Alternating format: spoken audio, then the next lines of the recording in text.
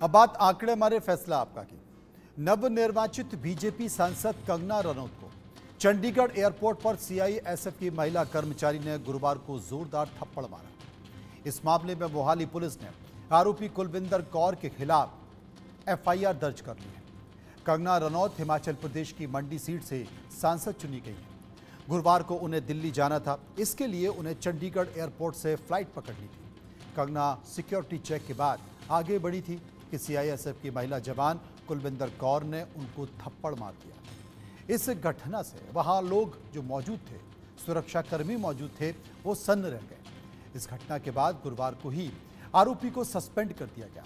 घटना को अंजाम देने के बाद आरोपी ने कहा था कि किसान आंदोलन को लेकर कंगना ने कहा था कि 100-100 रुपए के लिए महिलाएं किसान आंदोलन पर बैठी। क्या कंगना वहां बैठी थी? आरोपी ने कहा कि मेरी मां वहां पर बैठी थी। इस घटना के बाद कंगना रनौत ने एक वीडियो जारी करके अपनी बात भी कही। इसमें उन्होंने कहा कि चंडीगढ़ एयरपोर्ट पर जो घटना हुई है वो सुरक्षा जांच के दौरान हुई है। जैसे ही मैं सुरक्षा जांच के बाद बाहर आई, दूसरे केबिन में बैठी सीआईएसएफ की सुरक्षा कर्मचारी ने मेरे चेहरे पर थप्पड़ मार दिया और गालियां भी देने लगी। जब मैंने पूछा कि ऐसा क्यों किया, तो उसने कहा कि वो किसानों के विरोध का समर्थन करती है। अब कंगना थप्पड़ कांड को लेकर सियासत भी होने लगी है। वहीं बॉलीवुड भी दो फाड़ हो चुका है, लेकिन ऐसी घटनाओं को किसी भी सूरत में समर्थन नहीं दिया जा सकता। इस मामले को लेकर इंडिया न्यूज की तरफ से एक बड़ा सर्वे किया गया है और जनता की राय को देश के सामने रखने की हमारी कोशिश है। और कई सारे सवाल भी हमने लोगों से पूछे हैं, लोगों ने उन सवालों पर जवाब भी दिए हैं। पहला सवाल आपको बताता हूं कि हमने लोगों से क्या पूछा। पहला सवाल हमने लोगों से पूछा कि कंगना रनौत के साथ सीआईएसएफ जवान के थप्पड़ कांड की बड़ी वजह आप क्या मानते हैं? 47% लोगों ने कहा कि कंगना का किसान विरोधी बयान। 32% लोगों ने कहा कि मां के लिए जवान का गुस्सा। 21% इस पर कुछ भी कहना नहीं चाहते थे और या इनमें से किसी भी विकल्प को चुनना नहीं चाहते थे। हिमांशु भट्ट इस वक्त हमारे साथ मौजूद हैं, उनसे हम समझने की कोशिश करेंगे। हिमांशु साहब, क्या कहेंगे इस घटना को लेकर, जो पहला सवाल हमने पूछा उसे लेकर? देखिए, मैं तो सीधी तौर से समझता हूं कि सुरक्षा कर्मी, और वो भी वुड बी एमपी, हाथ उठाए और दूसरे सुरक्षा कर्मी वहां मौजूद हो और उनको हाथ उठाने दे, ये सबसे बड़ी गलती। देखिए, कुछ भी हो, anything for that matter, any type of violence by a security personnel, हमारी सुरक्षा के लिए जो है सीआईएसएफ, अगर वही सीआईएसएफ हम ही को झापड़ मार देगा तो फिर आदमी जाएगा कहां? देखिए, कारण कुछ भी हो, बट दिस इज समथिंग और फिर बाहर आके दैट सुरक्षा कर्मी, उसकी बोलने की हिम्मत होती है, मेरी माँ वहां बैठी थी। बराबर है भाई, इमोशनल, आपकी माँ वहां बैठी थी, मगर हमने देखे हैं कि फार्मर्स आंदोलन के अंदर खालिस्तान के झंडे हो रहे थे, खालिस्तान के झंडे भी थे ना वहां पर। उसका मतलब क्या हो गया? वहां सब खालिस्तानी थे, मान के थे हम। क्या आप खालिस्तान के कॉज को समर्थन दे रहे हो? अलगाववादी तत्वों को समर्थन दे रहे हो? क्या इसका मतलब यह होता है?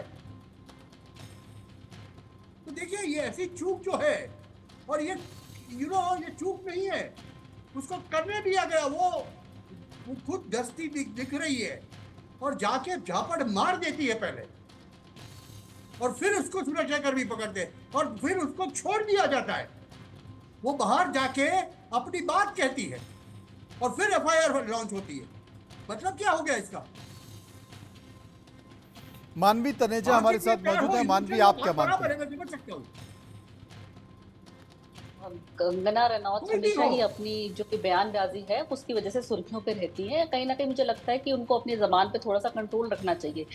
ये लोगों का आक्रोश ही है जो ये कुछ ना कुछ बोल देती हैं, उलझुल बयानबाजी करती हैं। तो अब देखिए, 100 रुपए ले लेकर के लोग बैठे हैं, ये कोई बयान है? और अब तो जब बीजेपी ने उनको एक टिकट दे दी है, वो एक नेता के रूप में देखी जा रही हैं, तो कहीं ना कहीं मुझे लगता है वो इन सब चीजों से उनको बचना चाहिए। कभी वो अपनी एक अभिनेत्री, एक क्विंटेंस जो उनके साथ काम, कभी मतलब बॉलीवुड में काम करती हैं, कभी उनको सॉफ्ट पॉर्न कह देती हैं, तो वो कुछ भी उठा करके किसी के ऊपर कमेंट मार देंगी, तो लोग चुप नहीं रहेंगे, लोग का कहीं ना कहीं वो गुस्सा आएगा।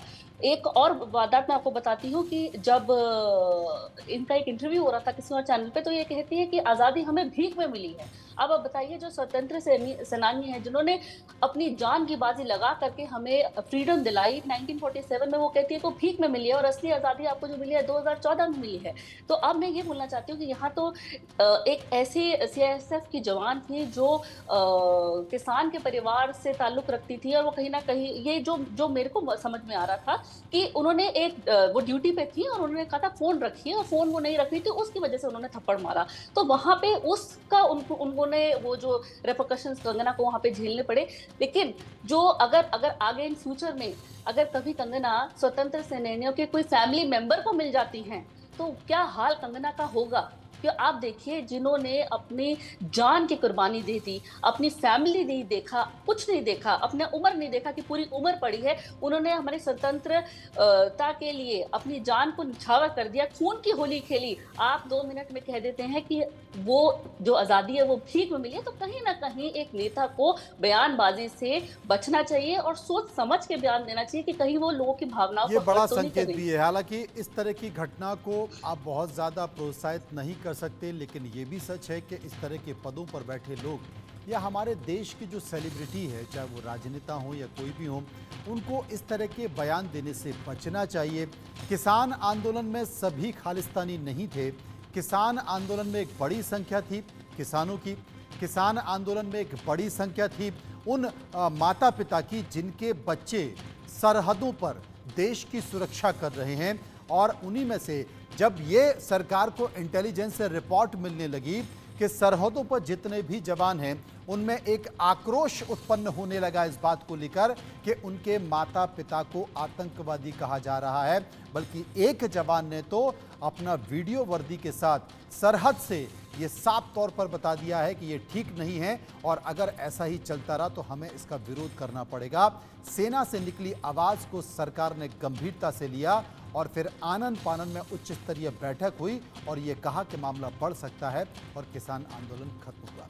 सर्वे का दूसरा सवाल, क्या 100 रुपए में धरने पर किसान वाले बयान से कंगना ने अन्नदाता का अपमान किया है? 66% लोगों ने कहा बिल्कुल अपमान किया है। 29% लोगों ने कहा अपमान नहीं किया है और 5% लोग इस पर कुछ भी कहना नहीं चाहते थे। हिमांशु जी मेरे साथ मौजूद हैं। हिमांशु जी, आप वरिष्ठ पत्रकार हैं।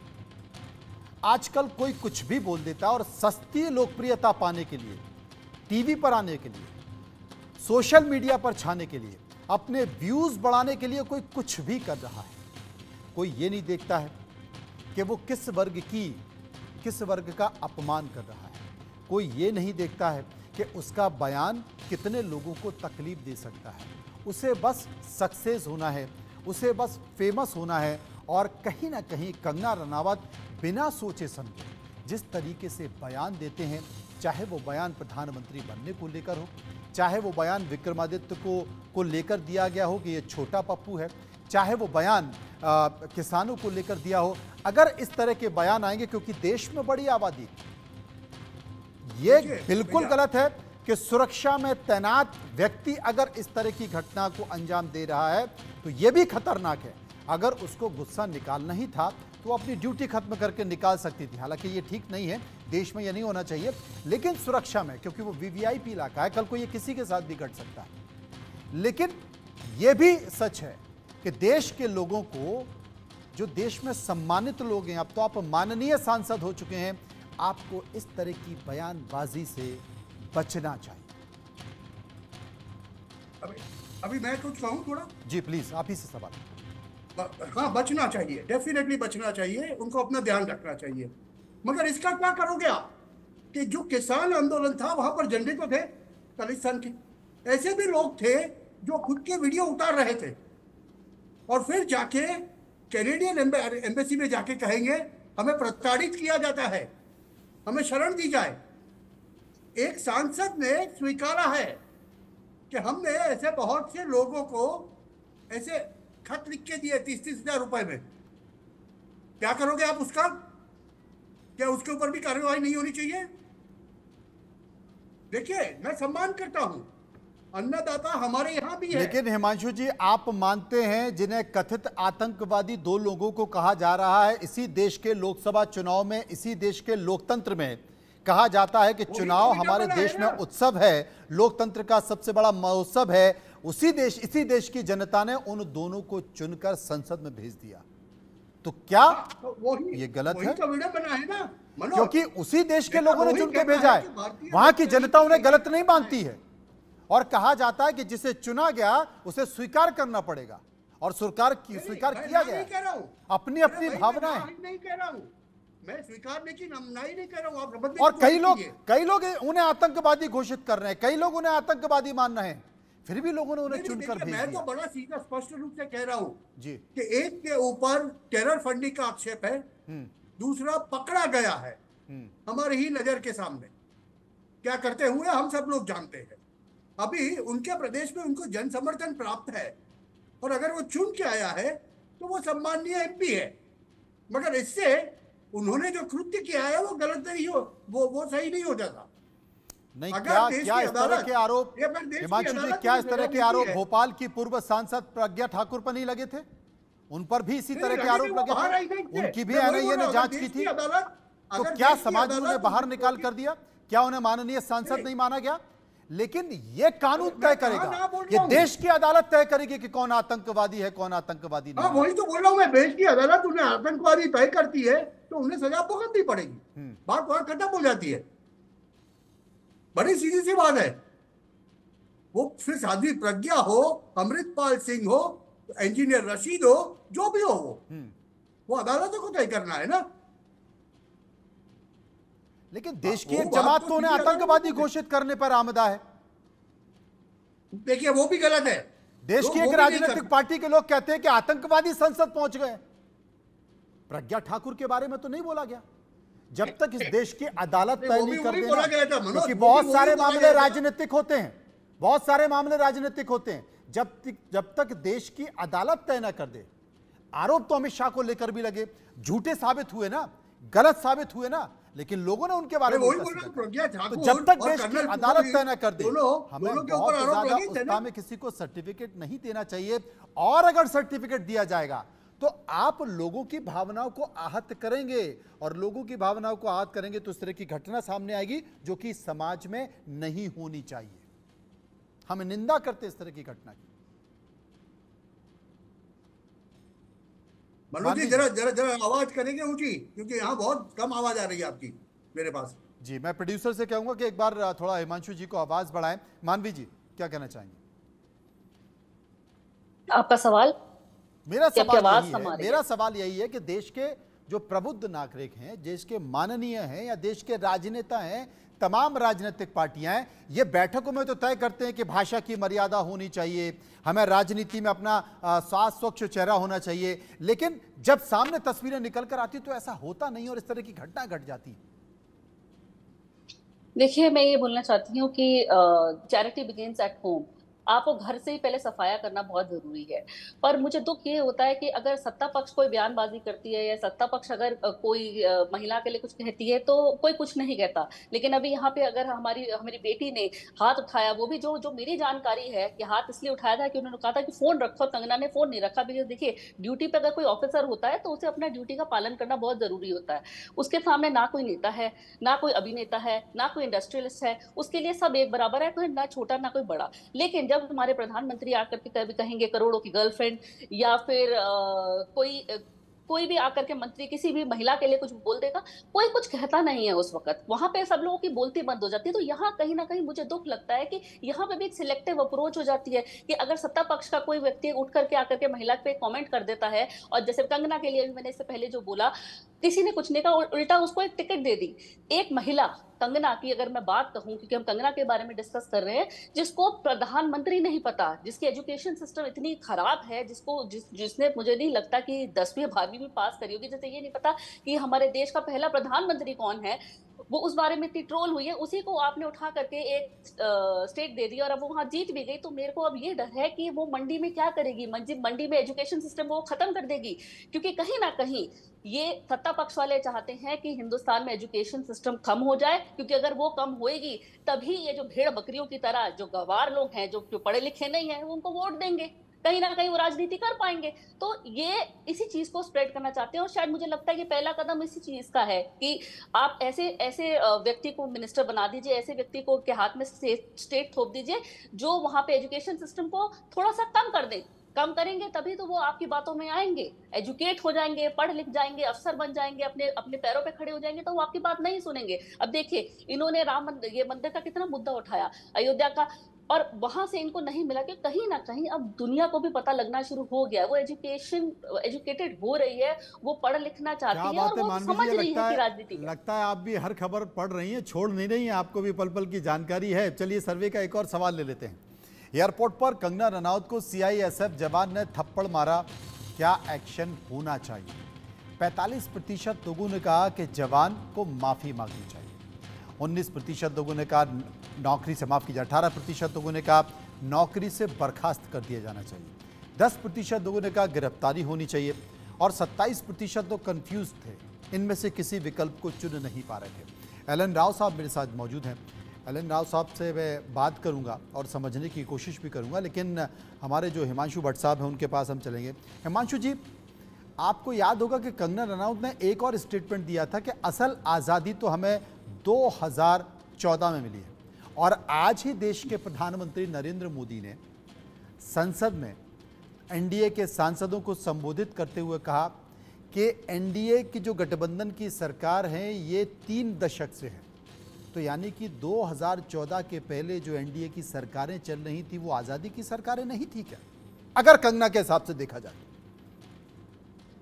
नहीं, अगर उन्होंने उस वक्त वो निवेदन दे दिया, देखिए, तो मैं तो समझता हूँ उसमें कोई गलत नहीं किया, वो उनकी समझ थी, उन्होंने दिया। अभी आप हर एक चीज को, व्यक्ति विशेष के अधिकारों को, अगर मैं कुछ यहाँ बोल रहा हूँ तो मैं ऐसे नहीं बोलना चाहिए जैसे आप कहे वैसे बोलना चाहिए। अगर ये बात है तो ये गलत है। नहीं, मैं तो ये पूछ ही नहीं रहा कि कैसे बोलना चाहिए, मैं तो आपसे ये पूछ रहा हूं ये सही था या गलत था। देखिए भैया मेरे, कि ये सही कौन से कॉन्टेक्स्ट में आप पूछ रहे हो उसके ऊपर होता है। कि एनडीए की सरकार 2 टर्म से चल रही है, अभी उनकी समझ शायद वो होगी। मैं वही बोल रहा हूँ ना कि कॉन्टेक्स्ट टू रेफरेंस, ये रेफरेंसेस बहुत वेग होते हैं, तो हमको वो चीज स्पेसिफाई करनी पड़ेगी कि कंगना ने जो बोला वो उनका अज्ञान था, उनको जानकारी नहीं थी और फिर भी बोला, तो ऐसी बातों से उन्हें परहेज करना चाहिए। बड़ी सीधी बात है यह।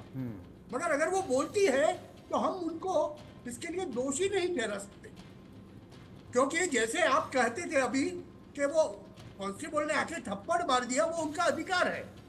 नहीं, मैंने ये नहीं कहा कि उनका अधिकार है, मैंने ये बिल्कुल भी नहीं कहा कि उनका अधिकार है, मैंने बिल्कुल भी नहीं कहा कि उनका अधिकार है। मैंने ये कहा कि उन्होंने जो किया वो गलत है, इसको प्रोत्साहित नहीं किया जाना चाहिए, लेकिन कंगना रनौत को भी इस बात का ख्याल रखना चाहिए कि लोगों की भावनाओं से ना खेलें।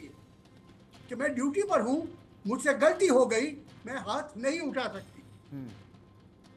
आपको जो भी करना है ड्यूटी के बाद में, फिर आप नागरिक की तरह लड़ो उससे। बहुत सीधी सी बात है।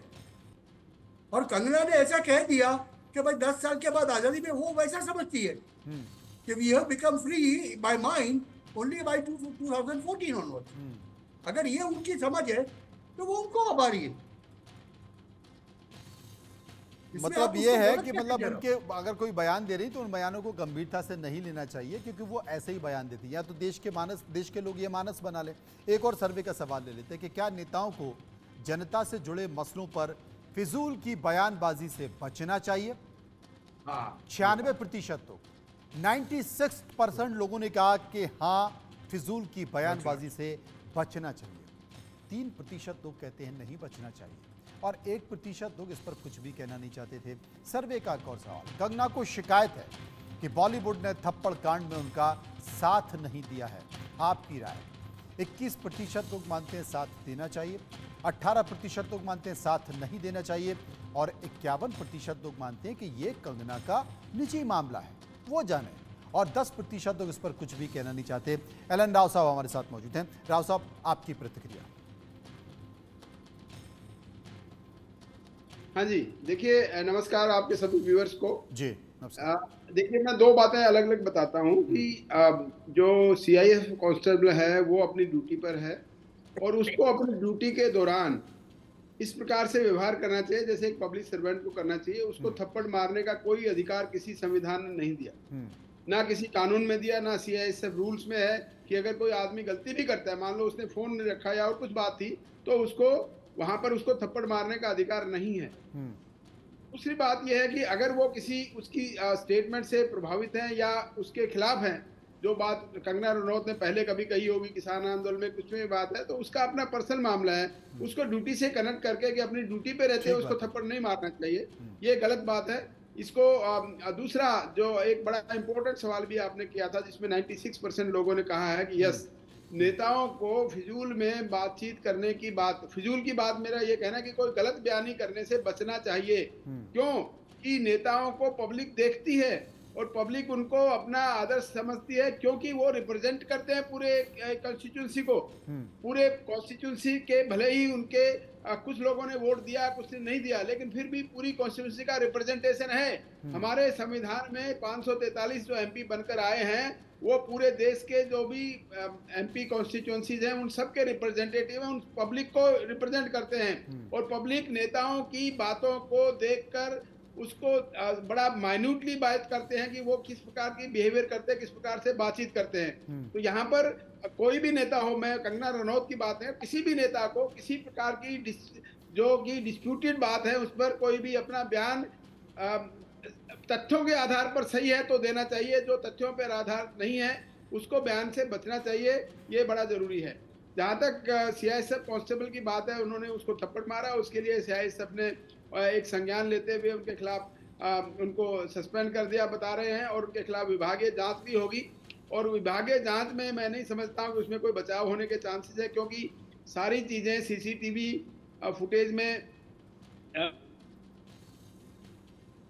सारी चीजें सीसीटीवी फुटेज में है, बिल्कुल होना चाहिए। मानवी जी, आप क्या कहेंगी, क्योंकि कंगना को शिकायत है कि बॉलीवुड ने उनका साथ नहीं दिया?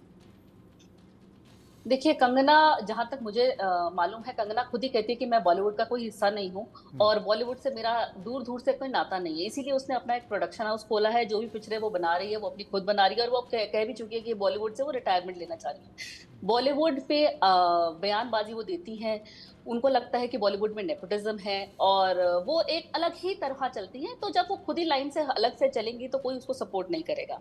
दूसरी बात, मैंने आपका भी ये सुना कि जिसमें आपने कहा कि जो नेताएं हैं, नेताओं को कि जो बयान है वो हमें बहुत गंभीरता से नहीं लेना चाहिए, हमें उनको इग्नोर कर देना चाहिए। तो फिर हमें उस बात पे भी इग्नोर करना चाहिए जो नेता बहुत सारे बोलते हैं कि हम एम्प्लॉयमेंट देंगे, हम जो भी बेरोजगार है उनको नौकरी देंगे, हम महंगाई को कम करेंगे, और जो हिंदुस्तान है उसके भविष्य के बारे में बात करते हैं, एम्प्लॉयमेंट डेवलपमेंट के बारे में बात करते हैं, तो चाहे उन चीजों को भी हम इग्नोर कर दें। तो यहाँ पे भी कहीं ना कहीं सिलेक्टिव अप्रोच करना चाह रहे हैं कि जो आपको ठीक लग रहा है आप वो बयानबाजी रख रहे हैं, और जो आपको ठीक नहीं लग रहा है वो इग्नोर कर रहे हैं। मतलब उनकी गलतियों पे कहीं ना कहीं आप भी पर्दा डालने की कोशिश कर रहे हैं, क्योंकि ये बात आपने बोली है, ये किसी पैनल ने नहीं बोली कि इग्नोर कर दीजिए अगर कोई नेता ने ऐसी कोई बात करी। तो आप यहाँ पे सिलेक्टिव अप्रोच रखना है तो कह रहे हैं, क्योंकि वो सत्ता पक्ष है, तो यहाँ पे उनको कहीं बेनिफिट ऑफ डाउट मिल रहा है कि वो सत्ता पक्ष है, तो उनको 100 खून माफ। कभी वो किसी की माँ के ऊपर बोलते थे कि चर्सी काव है। तो आप ये देखिए, मुझे लगता है कि शायद पार्टी के लोग भी उन्हें इस बात की समझाइश देंगे कि अब आप माननीय सांसद हो चुकी हैं, इस तरह के बयानों से बचें, क्योंकि लोग आपको आदर्श भी मानते हैं और आपका अनुसरण भी करते हैं। और हो सकता है कि इस घटना के बाद कंगना रनौत में परिवर्तन आ जाए। बहुत बहुत शुक्रिया करेंगे सभी लोगों का जो हमारे साथ इस पूरे मामले में बने हुए थे।